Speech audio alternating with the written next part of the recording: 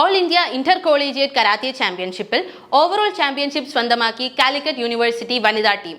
മികച്ച താരമായി MES കല്ലടി കോളേജിലെ വിദ്യാർത്ഥിനിയായ ഫർഷാന PP തിരഞ്ഞെടുക്കപ്പെട്ടു.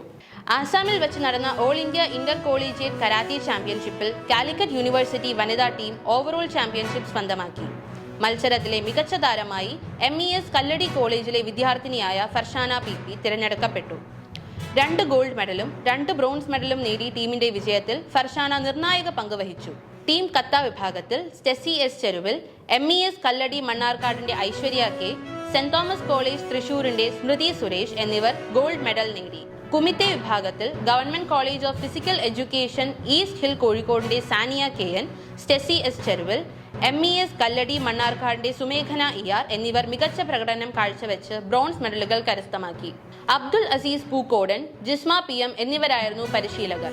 Doctor Saleesh KT, Arifa P എന്നിവർ ടീമിന്റെ മാനേജർമാരായിരുന്നു.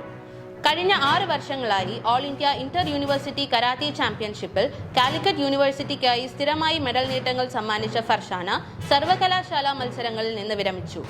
4 മെഡലുകൾ സ്വന്തമാക്കി ഇൻഡിവിജ്വൽ ചാമ്പ്യനായി അഭിമാനകരമായ നേട്ടത്തോടെയാണ് ഈ വർഷം ഫർഷാനയുടെ പടിയിറക്കം.